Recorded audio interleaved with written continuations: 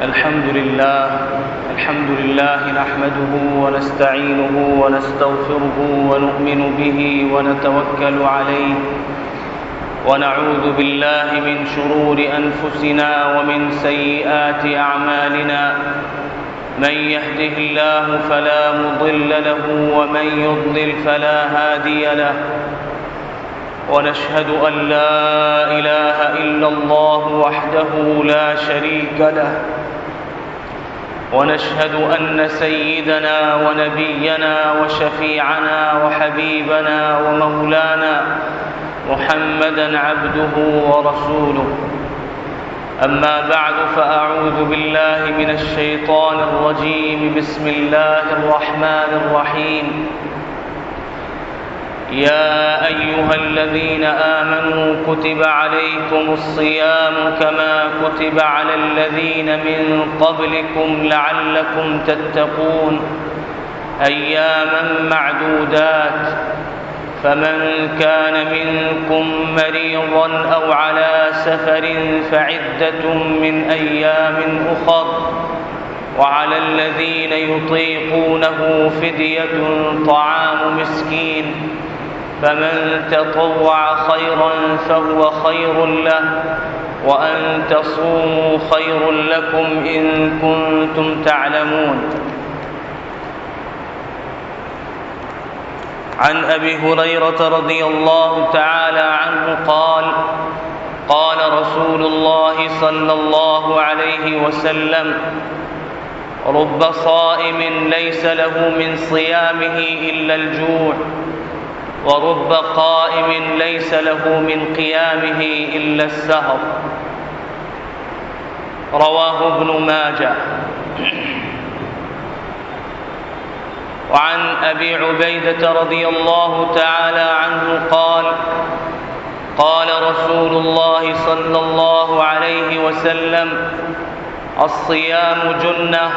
ما لم يخرقها رواه ابن ماجه.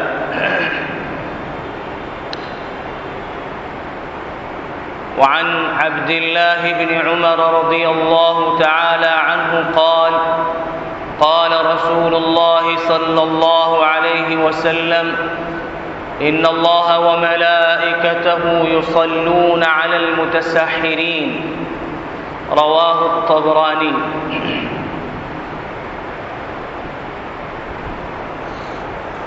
محترم بزرگوں اور دینی اسلامی بھائیوں، اللہ رب العزت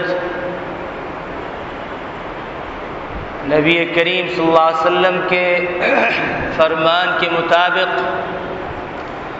اپنے بندے سے 70 ماؤں سے زیادہ محبت کرتے ہیں۔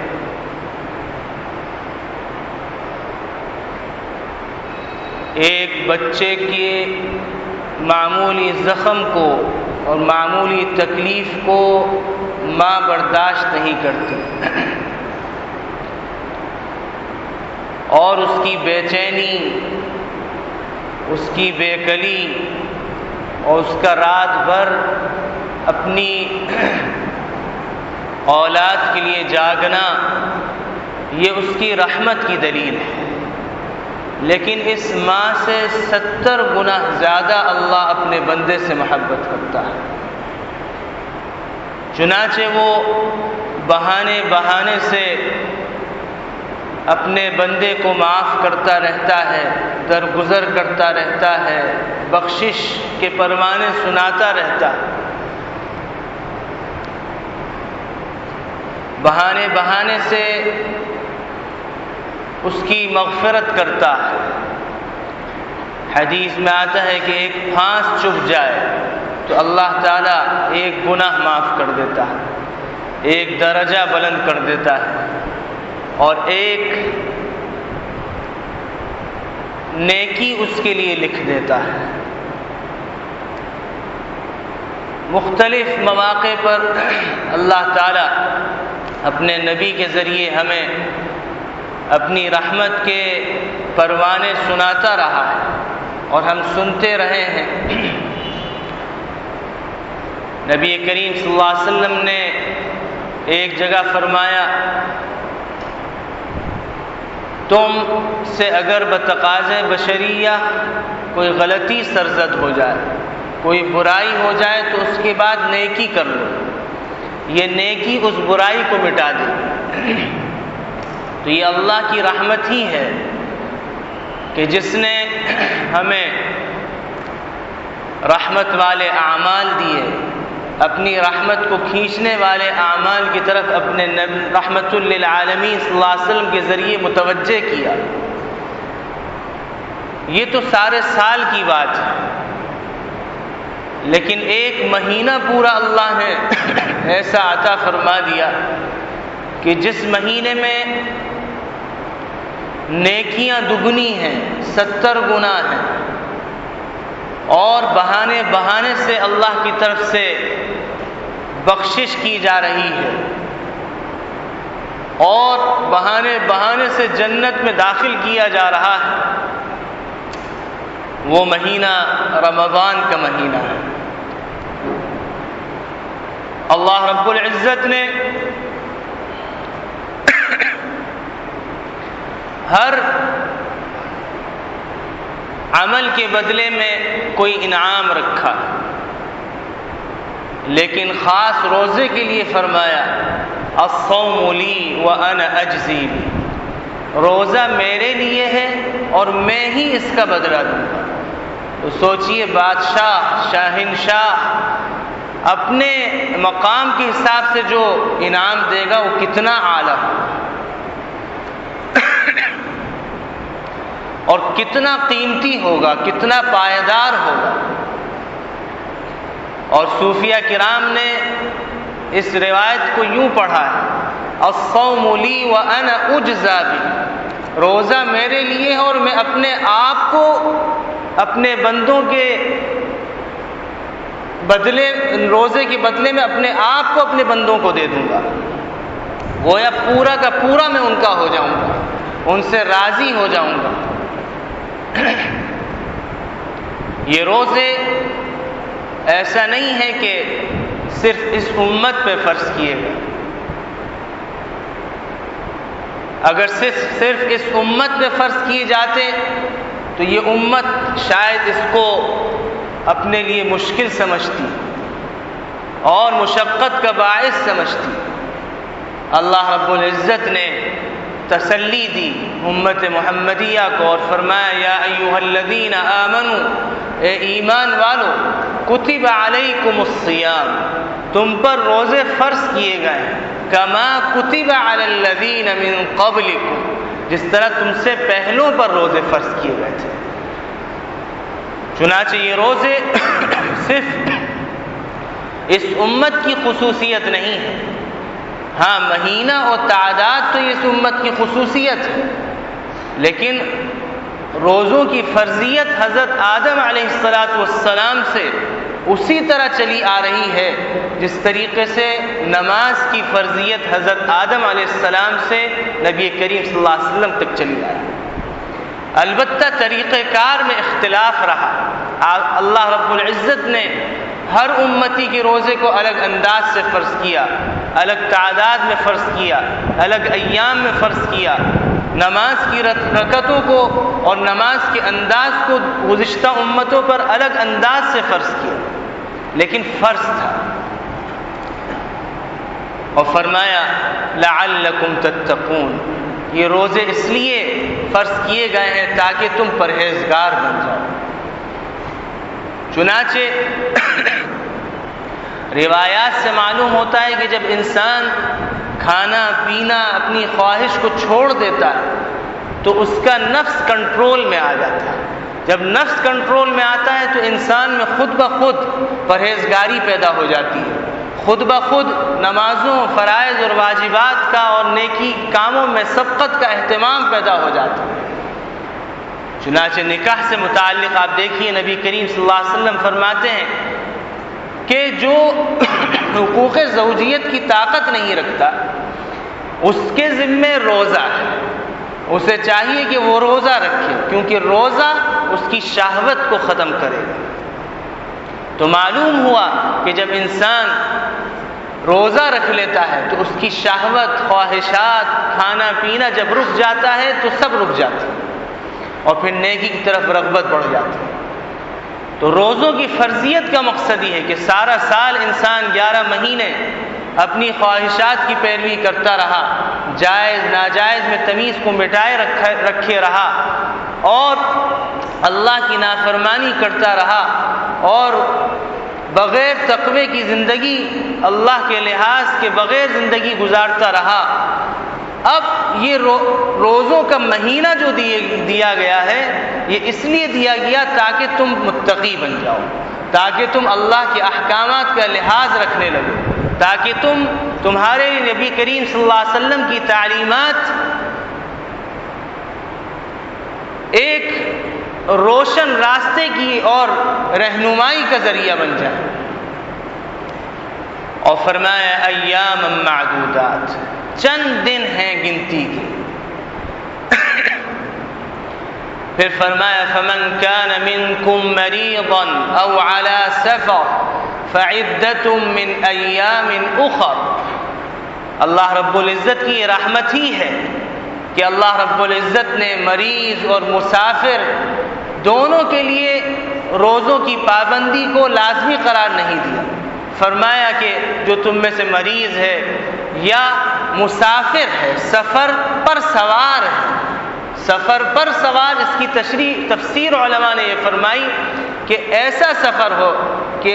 وہ گھر سے نکل کے 3 دن کی مسافت کا سفر کے ارادے سے نکلا ہو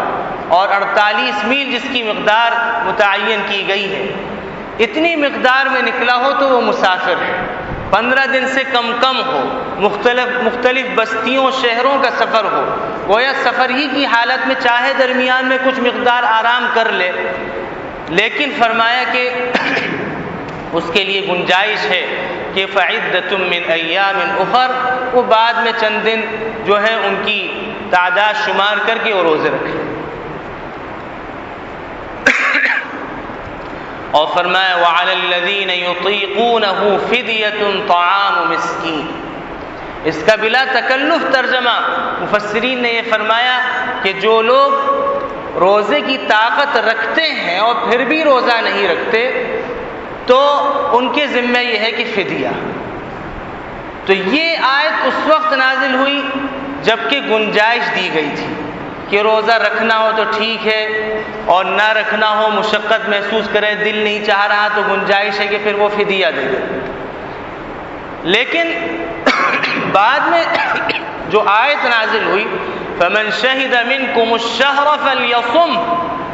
اس آیت نے آرام کرنے والوں کو کے ذمے بھی لازمی قرار دے دیا کہ اگر کوئی چاہتا ہے کہ بھئی اب روزہ نہیں رکھنے دل چاہ رہا، آرام کرنے دل چاہ رہا ہے، آج موڈ نہیں ہے،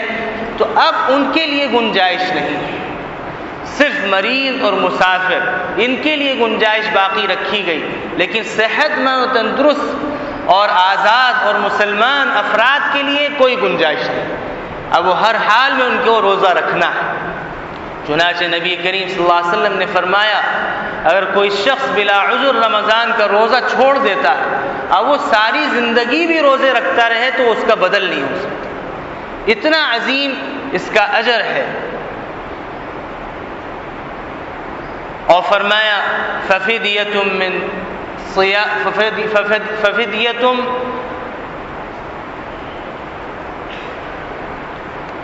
وعلی الذین یطیقونہ فدیۃ طعام مسکین۔ جو لوگ مسافر ہیں یا مریض ہیں، ایسا مرض ہے کہ اگر روزہ رکھیں گے تو مرض بڑھ جائے گا، روزہ رکھیں گے تو موت آ جائے گی، روزہ رکھیں گے تو مرض میں اضافہ ہی ہوتا چلا جائے گا، تو ایسی صورت میں ان کو چاہیے کہ وہ فدیہ دیں، مسکین کو ایک فدیہ دیں فی روزے کا،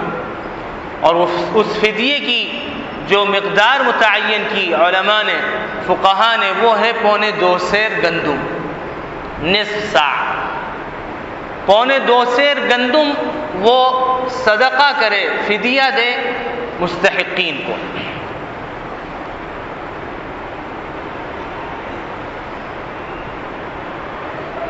اب ایسا ہوتا ہے کہ انسان کی چونکہ 11 مہینے زندگی اللہ کی نافرمانی میں، نفسانی خواہشات میں، شیطانی وساوس کے جال میں بن کر چلتی رہی، تو اب اس مہینے کے اندر گناہوں سے رکنا، جب ایک دفعہ چکی چل جاتی ہے اس کو آپ بٹن بند بھی کر دیں تو وہ چلتی رہتی ہے۔ تو بالکل اسی طریقے سے 11 مہینے گناہوں کی، وسوسوں کی، شیطانی خیالات کی چکی چلتی رہی، اب وہ آہستہ آہستہ رکے گی۔ چنانچہ ان وسوسوں کے اثرات اور شیطانی خیالات، نفسانی خواہشات رمضان میں بھی جنم لیتی رہتی ہیں۔ اس لیے آپ صلی اللہ علیہ وسلم نے فرمایا، حضرت ابو ہریرہ رضی اللہ عنہ کی روایت ہے، رب صائم لیس له من صیامه الا الجوع، بعض روزے دار ایسے ہیں، اور بعض نے فرمایا بہت سے روزے دار ایسے ہیں کہ جن کا روزہ سوائے بھوک کے ان کو کچھ نہیں دیتا، یعنی کوئی اجر نہیں ہے۔ بھوک کی حالت میں بھی وہ جھوٹ بولتے ہیں، بھوک کی حالت میں بھی وہ دھوکے دیتے ہیں، بھوک کی حالت میں بھی تجارت میں ڈنڈی مارتے ہیں، روزے کی حالت میں بھی وہ نمازوں کو چھوڑتے ہیں، روزے کی حالت میں بھی گناہوں سے بچتے نہیں ہیں، غیبت کرتے رہتے ہیں، حسد، کینہ، بغض رکھتے ہیں، والدین کی نافرمانی کرتے رہتے ہیں، شراب کے عادی ہیں۔ تو فرمایا کہ ان کو سوائے بھوک کے کچھ حاصل نہیں ہوتا، اور فرمایا وَرُبَّ قَائِمٍ لَيْسَ لَهُ مِنْ قِيَامِهِ إِلَّا السَّهْرُ، اور بہت سے رات میں قیام کرنے والے، اللہ کے آگے کھڑے ہونے والے، ان کو ان کی تھکاوٹ کے سوا کچھ نہیں اجر ملتا۔ یعنی قیام کا وہ حق ادا نہیں کرتے، جیسے کہ ہمارے معاشرے میں تراویح کے لیے کھڑے ہیں، اب 20 رکعتیں پڑھنی ہیں، تو سوچتے ہیں کہ اب اطمینان سے بیٹھے رہو، گپ شپ پیچھے ٹیک لگ کے لگاتے رہو، جب امام رکوع کرے گا تو پھر جا کے شامل ہو جائیں، ایک فارمیلٹی ہے، پوری کر رہے ہیں۔ چونکہ شیاطین قید ہیں اس لیے مسجد میں آنا میسر آ گیا، سہولت سے آ گئے، لیکن ان کو قیام کی کوئی پرواہ نہیں ہے، بلکہ خاص ریاکاری، دکھلاوا، کہ محلے والے کہیں کہ بھئی یہ تو تراویح بھی پڑھتا ہے، محلے والے کہ اگر نہیں پڑھیں گے تو لوگ ہمیں ٹوکیں گے، برا بھلا کہیں گے، چلو تھوڑا سا ان کے ساتھ بیٹھ لیتے ہیں مسجد کے اندر، وقت پاس ہو جائے گا۔ تو فرمایا سوائے ان کے کھڑے رہنے کے، بظاہر کھڑے ہیں لیکن اجر کوئی ان کے لیے نہیں۔ پھر اسی طریقے سے اللہ رب العزت اس مہینے کے اندر ایک انعام اور دیتے ہیں، کیونکہ انسان چاہتا ہے کہ برکت حاصل ہو، اللہ کا فضل متوجہ ہو۔ جو نیک لوگ ہیں تو اللہ کے رسول صلی اللہ علیہ وسلم نے ایسے لوگوں کے لیے سحری کو رکھا اور فرمایا تسحروا فإن فی السحور البرکہ، سحری کیا کرو کیونکہ اس میں برکت ہے۔ حضرت عبداللہ ابن عمر رضی اللہ عنہ فرماتے ہیں کہ نبی کریم صلی اللہ علیہ وسلم نے فرمایا ان اللہ وملائکتہ یصلون علی المتسحرین، اللہ رب العزت اور فرشتے سحری کرنے والوں پر رحمت نازل فرماتے ہیں۔ عام طور سے اس کا اہتمام نہیں ہوتا، تراویح پڑھ کے گئے، بھوک لگی ہوئی ہے، 20 رکعت کے بعد قیام کی وجہ سے تھکاوٹ ہوئی، بھوک لگی، کھانا کھا لیا اور یہ سوچا کہ اب فجر تک سوئیں گے اور سحری کی کوئی ضرورت نہیں ہے۔ سحری کہتے ہی اس وقت کو ہے سحر، کہ جو صبح صادق سے پہلے پہلے کا ہوتا ہے، اذان سے پہلے پہلے کا وقت ہوتا ہے، اس کو سحر کہتے ہیں۔ تو سحری کا وہ وقت ہے، رات میں اگر کسی نے کھا لیا اور پھر سحری کر لی، سحری نہیں کی، تو اس کو سحری کا اجر اور وہ برکت حاصل نہیں۔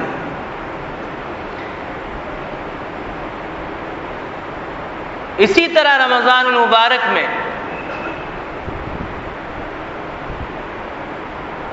اللہ رب العزت نے اپنے محبوب صلی اللہ علیہ وسلم کے ذریعے فرمایا ان اللہ فرض علیکم صیام رمضان وسننت لکم قیاما، اللہ رب العزت نے تم پر اس ماہ کے روزے فرض کیے ہیں اور میں نے تمہارے لیے اس ماہ کے قیام کو، تراویح کو سنت قرار دیا ہے۔ اب عام طور سے بعض جہالا ہیں جنہوں نے جو اپنے آپ کو حضرت عمر ابن خطاب رضی اللہ عنہ خلیفہ دوم، جن کے بارے میں نبی کریم صلی اللہ علیہ وسلم کی گواہی ہے اور جن کی سنت کو، خلفائے راشدین کی سنت کو نبی کریم صلی اللہ علیہ وسلم نے اس امت پر اپنی سنت کی طرح لازم قرار دیا، ان کی سنت کو اپنے علم کو ان کی سنت سے زیادہ افضل اور بہتر سمجھتے ہیں اور اپنے علم کو ترجیح دیتے ہیں۔ چنانچہ انہوں نے یہ مشہور کیا ہوا ہے کہ رمضان المبارک کا مہینہ آئے تو اس میں 8 رکعتیں تراویح پڑھ لی جائیں، بس کافی ہے۔ حالانکہ حضرت عمر ابن خطاب رضی اللہ عنہ کے زمانے سے لے کر آج تک جمہور امت، جمہور علماء اسی پر قائم ہے کہ 20 رکعت تراویح ہے، اور یہ 20 رکعت تراویح حضرت عمر رضی اللہ عنہ کے دور سے اس کا اجرا ہوا، اس کا حکم اور فرمان جاری ہوا۔ 23 رکعتوں کا قیام کیا گیا، 20 رکعت تراویح اور 3 رکعت وتر۔ تو ایک تو اہم کام یہ ہے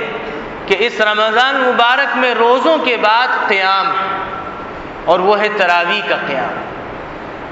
اور تہجد کا قیام۔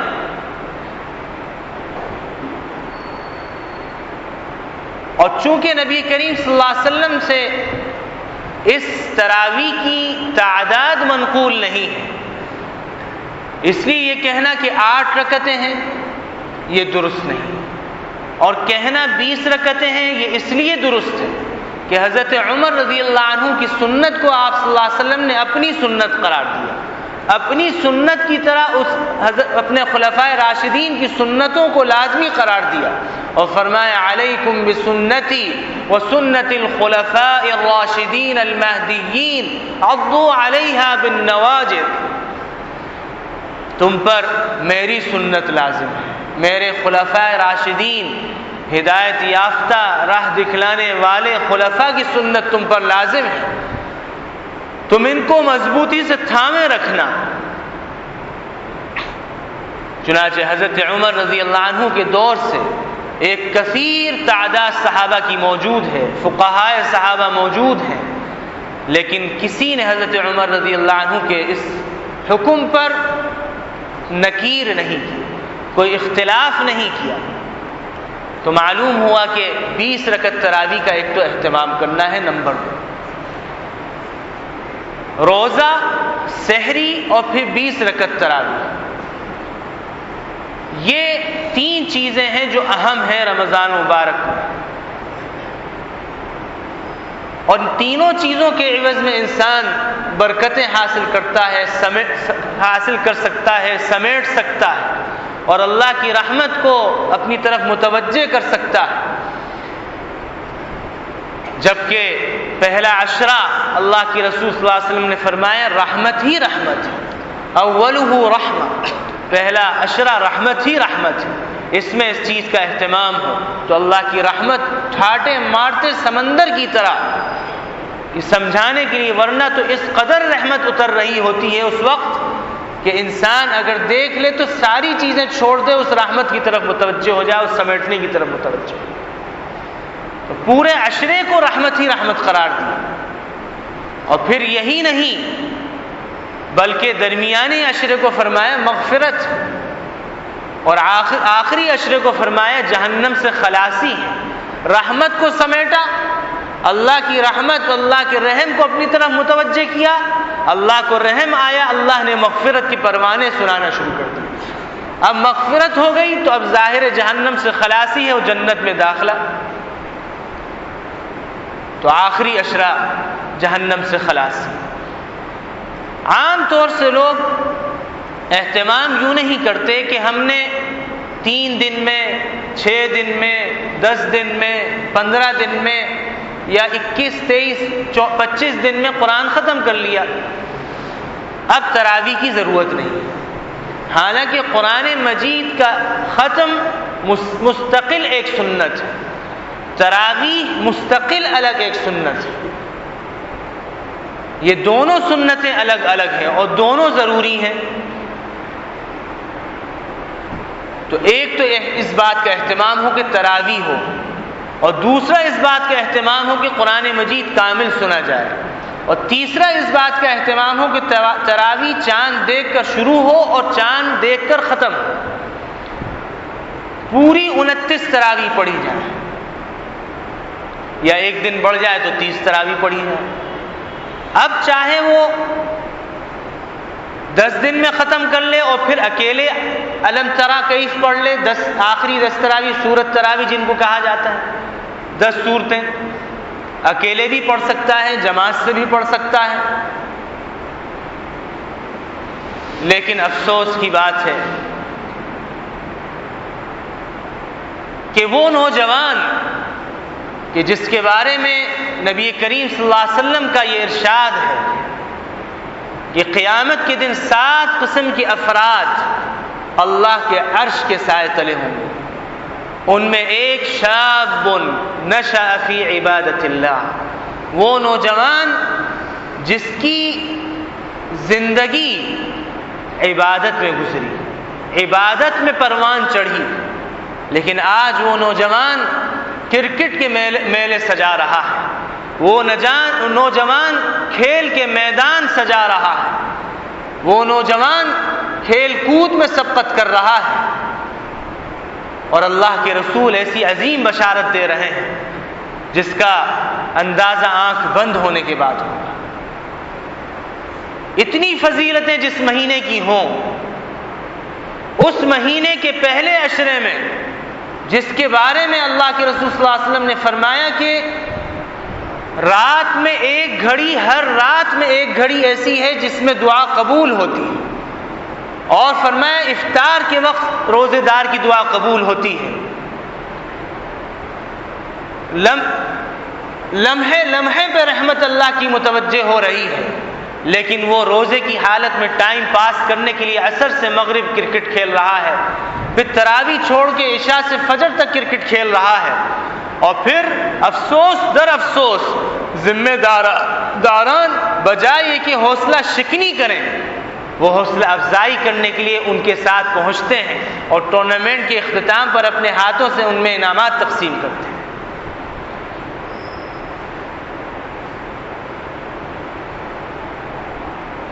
تو یہ مہینہ اللہ کی عبادت کا مہینہ ہے۔ علماء نے لکھا ہے کہ اس مہینے کے اندر جس چیز کی عادت ڈال لی گئی، سارا سال وہ عادت پڑی رہے گی۔ پھر اس کے بعد چوتھا کام یہ ہے کہ اس مہینے کے اندر کثرت سے تلاوت کی جائے۔ شہر رمضان الذی انزل فیہ القرآن، رمضان کا یہ وہ مہینہ ہے جس میں قرآن نازل کیا گیا ہے، اور صرف قرآن ہی نازل نہیں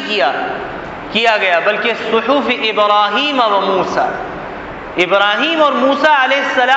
علیہم السلام کے صحیفے اس میں نازل کیے گئے، تورات، زبور، انجیل اس مہینے میں نازل کی گئی، اور شب قدر میں قرآن مجید پورا کا پورا آسمان دنیا پہ نازل کر دیا گیا، اور پھر بتدریج ہر زمانے اور ہر وقت کی ضرورت کے بقدر وہ قرآن 23 سال کے عرصے میں اللہ رب العزت نے کامل اور مکمل فرمایا۔ تو چوتھا کام یہ ہے اس مہینے میں کثرت سے تلاوت۔ جب انسان کثرت سے تلاوت کرے گا تو آپ مجھے بتلائیے کیا کوئی گناہ اس سے ہوگا؟ کیا وہ جھوٹ بولے گا؟ کیا وہ غیبت کرے گا؟ کیا وہ کسی سے حسد کرے گا؟ کیا کسی سے بغض کرے گا؟ کیا وہ ایک دوسرے کے درمیان چپخلش اور فساد اور دنگے اور اختلافات پیدا کرے گا؟ ظاہر ہے کہ یہ قرآن ہدی للناس، لوگوں کے لیے ہدایت ہے، اور ظاہر ہے کہ ہدایت اس کو ملتی ہے کہ جو ہدایت چاہے۔ اللہ کا فرمان ہے ان اللہ لا یغیر ما بقوم حتی یغیروا ما بانفسهم، اللہ رب العزت کسی قوم کی حالت کو اس وقت تک نہیں بدلتا جب تک کہ وہ اپنی حالت کو خود نہ بدلے۔ تو معلوم ہوا کہ ہم اپنی حالت بدلنا چاہیں گے تو اللہ بدلے گا۔ والذین جاہدوا فینا لنہدینہم سبلنا، جو ہمارے راستوں میں آنے کی کوشش کرتا ہے ہم اسے ضرور بضرور اپنے راستوں کی رہنمائی کرتے ہیں۔ تو معلوم ہوا کہ ہدایت ان کو ملتی ہے جو کوشش کرتے ہیں، اور اللہ فرما رہا ہے کہ قرآن ہدایت ہے لوگوں کے لیے، اور اسی قرآن کے اندر اللہ نے اطمینان قلب رکھا ہے۔ الا بذکر اللہ تطمئن القلوب، خوب کان کھول کے سن لو، دلوں کا اطمینان اللہ کی یاد میں، اور اللہ کی یاد یہ پورا قرآن یعنی پوری شریعت ہے۔ تو لہٰذا ہمیں چاہیے کہ ہم اس مہینے کے اندر ایک تو روزوں کا اہتمام کریں، سحری کا اہتمام کریں، قرآن کے سننے اور پڑھنے کا اہتمام کریں، تراویح کا اہتمام کریں، اور پھر ایک کام یہ ہے کہ اعتکاف جن لوگوں کو سہولت ہو، ذمہ داریاں نہ ہو، تو وہ اعتکاف کریں، کیونکہ اللہ کے رسول صلی اللہ علیہ وسلم نے رمضان مبارک کے پہلے عشرے میں اعتکاف کیا، اور اس اعتکاف کا مقصد یہ تھا کہ لیلۃ القدر مل جائے، جو کہ 1000 مہینوں سے زیادہ افضل اور بہتر ہے۔ انا انزلناه في ليلة القدر وما ادراك ما ليلة القدر ليلة القدر خير من 1000 شهر تنزل الملائكة والروح فيها بإذن ربهم من كل امر سلام هي حتى مطلع الفجر۔ اس رات میں فرشتے نازل ہوتے ہیں، اس رات میں فرشتوں کے سردار جبریل امین آتے ہیں، صحیح قول کے مطابق روح سے مراد جبریل امین ہے۔ اور بعض نے فرمایا کہ روح سے مراد فرشتوں کی ایک ایسی جماعت ہے جن کو فرشتوں نے بھی نہیں دیکھا، وہ اس رات میں نازل ہوتے ہیں فرشتوں کے ساتھ۔ اور بعض نے فرمایا کہ یہ نہ کوئی انسان ہے نہ فرشتے ہیں، اللہ کی ایک مخلوق ہے جو کھاتی پیتی ہے، وہ ظاہر ہوتی ہے۔ اور بعض نے کہا کہ روح سے مراد اللہ کی رحمت ہے، فرشتے اترتے ہیں تو اللہ کی رحمت اترنا شروع ہو جاتی ہے، بکثرت رحمت اترتی ہے اس رات میں۔ اور صحیح قول کے مطابق جبریل امین فرشتوں کے ساتھ نازل ہوتے ہیں اور اپنے رب کے حکم سے نازل ہوتے ہیں، اور اللہ کے ہر حکم کو نافذ کرتے ہیں، کیونکہ حدیث میں آتا ہے کہ اس رات میں اللہ رب العزت پورے سال کی ہر بندے کی فہرست دے دیتے ہیں، اس کی عمر دے دیتے ہیں، اس کی کھانے کی مقدار دے دیتے ہیں، اس کا سعادت مند ہونا یا بدبخت ہونا، وہ سب چیزیں لکھ کے وہ ایک ہر انسان کی اللہ رب العزت فرشتوں کے حوالے کر دیتے ہیں، اور سال بھر میں جو کچھ اس کے ساتھ ہونا ہے وہ پھر ہوتا ہے، جو اللہ رب العزت ایک تو انسان کی تقدیر لوح محفوظ میں ہے، جو اللہ نے ساری انسانیت کی تقدیریں لوح محفوظ میں قیامت تک کی لکھ رکھی ہیں، لیکن ہر سال کی فہرست شب قدر میں فرشتوں کو عطا کی جاتی ہے، اور پھر یہ سلامتی والی رات ہے یہاں تک کہ فجر طلوع ہو جائے۔ تو اللہ کے رسول صلی اللہ علیہ وسلم نے جو کام کیا اس مہینے میں، وہ کام یہ بھی ہے کہ اس مہینے میں اعتکاف فرمایا۔ پہلے عشرے کا اعتکاف کیا، مقصد یہ تھا کہ لیلۃ القدر حاصل ہو جائے، پھر دوسرے عشرے کا اعتکاف کیا، مقصد یہی تھا کہ لیلۃ القدر حاصل ہو جائے، پھر کسی بتلانے والے نے بتلایا، یعنی اللہ کے فرشتے نے نبی کریم صلی اللہ علیہ وسلم کو اطلاع دی کہ یہ آخری عشرے میں ہے، پھر نبی کریم صلی اللہ علیہ وسلم نے آخری عشرے کا اعتکاف فرمایا، اور پھر یہی نہیں بلکہ یہ فرمایا کہ اس عشرے کی ایک رات کے اندر مجھے لیلۃ القدر دکھلا دی گئی تھی، لیکن 2 آدمیوں کے جھگڑے کی وجہ سے اس کی تعیین اٹھا لی تھی۔ تو معلوم ہوا کہ جھگڑا کس قدر خطرناک اور بری چیز ہے، اور پھر خاص طور سے مسلمانوں کا آپس میں جھگڑا یہ ایسی خطرناک چیز ہے کہ سارے دین کو مونڈ دینے کے مترادف۔ لہذا ایک کام تو یہ ہو کہ اس عشرے میں اعتکاف، اور پھر معتکف کے لیے اللہ کے رسول صلی اللہ علیہ وسلم نے فرمایا کہ یہ گناہوں سے بچ جاتا ہے، اور اس کو وہ تمام اجر ملتا ہے جو ایک اس شخص کو ملتا ہے جو باہر رہ کر اجر کماتا ہے۔ جن نماز جنازہ وہ نہیں پڑھ سکتا،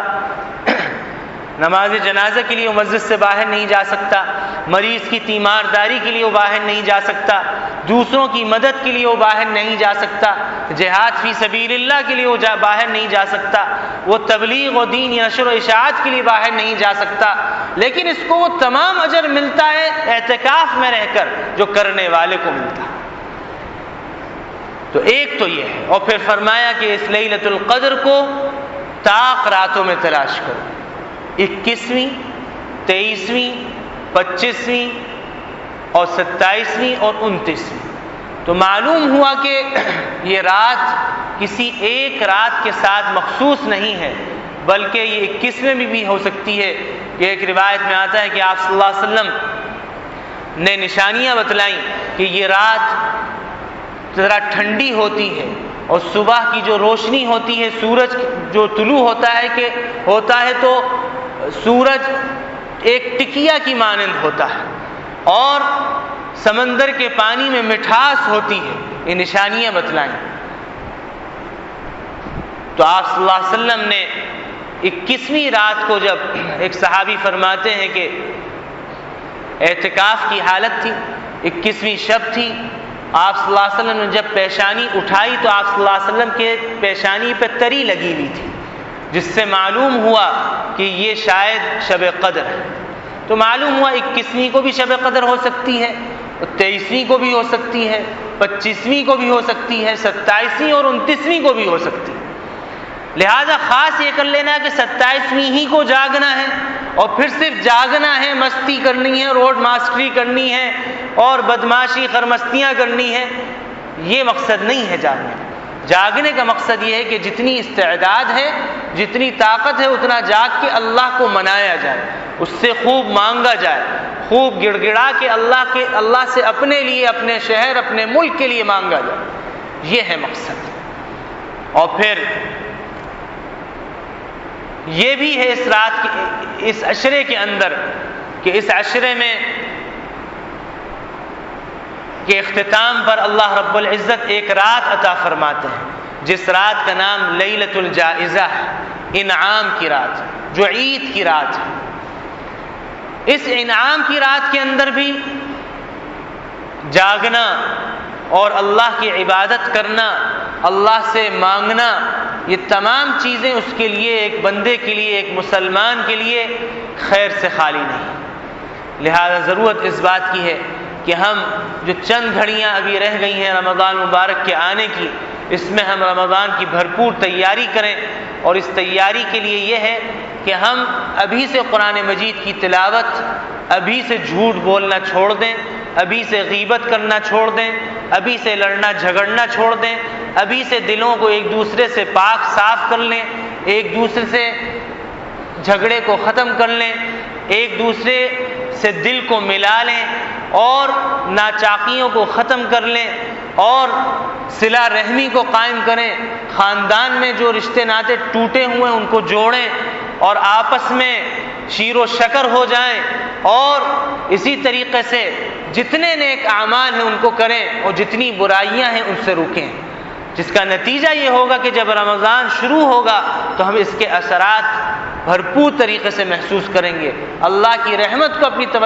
طرف متوجہ ہوتے ہوئے محسوس کریں گے۔ اللہ تعالی ہم سب کو اس رمضان کی برکتیں عطا فرمائے، جس کے بارے میں آپ صلی اللہ علیہ وسلم نے 2 مہینے پہلے سے دعائیں کرنا شروع کر دی تھیں، جس کی چاہت اور جس کی طلب کے لیے اللہم بارک لنا فی رجب و شعبان وبلغنا رمضان اہتمام شروع کر دیا تھا۔ پھر 4 چیزوں کا اہتمام اس مہینے میں ضروری ہے، افضل ہے۔ ایک تو کلمہ طیبہ، نمبر 2 استغفار، نمبر 3 جنت کی طلب، اور نمبر 4 جہنم سے پناہ۔ لا الہ الا اللہ، اللہ کے رسول صلی اللہ علیہ وسلم نے یہ دعا سکھلائی اپنی امت کو، لا الہ الا اللہ، استغفر اللہ، اسألک الجنت واعوذ بک من النار۔ ایک دفعہ سب مل کے دوہرا لیں تاکہ تیاری ہو جائے، ریل سیل ہو جائے۔ لا الہ الا اللہ، استغفر اللہ، اسألک الجنہ واعوذ بک من النار۔ اگر ہم اکیلے مانگ رہے ہیں تو پھر استغفر اللہ، اسألک، اعوذ پڑھیں گے، لیکن اگر ہم 3 4 5 اور مجمع بیٹھا ہے تو ہم نستغفر اللہ نون لگا دیں، نستغفر اللہ، نسألک الجنہ ونعوذ بک من النار۔ حضرت عائشہ صدیقہ رضی اللہ عنہ فرماتی ہیں کہ میں نے نبی کریم صلی اللہ علیہ وسلم سے پوچھا، اے اللہ کے رسول، اگر میں لیلۃ القدر کو پاؤں تو کیا دعا پڑھوں؟ تو نبی کریم صلی اللہ علیہ وسلم نے ایک دعا سکھلائی، بہت ہی جامع دعا ہے، تمام گناہوں سے بخشش اس میں آ جاتی ہے۔ فرمایا یوں کہو، اللہم انک عفو تحب العفو فاعف عنی۔ یہ بھی دوہرا لیں، اللہم انک عفو تحب العفو فاعف عنی، اور اگر کئی ہیں ہم تو فاعف عنا، اے اللہ تو معاف کرتا ہے اور معاف کرنے کو پسند فرماتا ہے، سو مجھ سے بھی معاف کر، یعنی مجھ سے بھی درگزر